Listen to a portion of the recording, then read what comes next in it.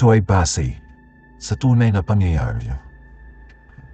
Sa isang call center sa may Makati ay meron isang babae ang naging taksil sa kanyang asawa. Sa kabila ng katotohanan na may asawa na siya, ay pinili niya pa rin na magkaroon ng nobyo sa loob ng kanilang opisina. Isang araw, nalaman ito ng kanyang asawa at hindi ito nakapagpigil sa kanyang galit.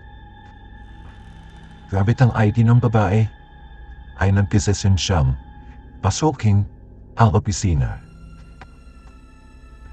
At doon nga, habang nasa trabaho, ang nobya ng kanyang asawa, ay nagulat ito nang makita siya sa loob ng opisina.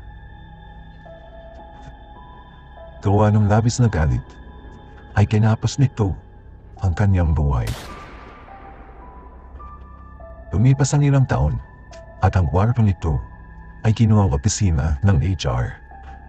At doon nga, habang sila ay nagtatrabaho, ay napansin nilang may nagtatype sa keyboard kahit wala namang tao dito. At ilang taon muli ang lumipas, ang dating opisina ng HR ay ginawang training room.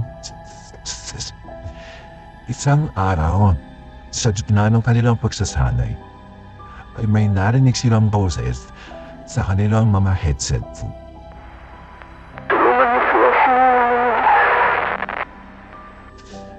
At lahat ng tao sa kwartong iyon ay narinig ang boses na ito. Makalipas naman muli ang ilang taon, ay ginawa namang tulukan ang dati ay training room. Dito halos lahat ang nagsubok na matulog mag-isa ay nagka-sleep paralysis.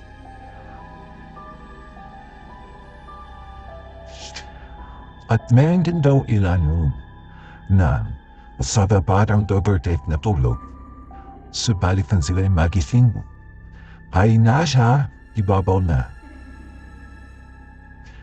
At hanggang ngayon nga daw, ay patuloy na nagpaparamdam ang multo sa 25th floor.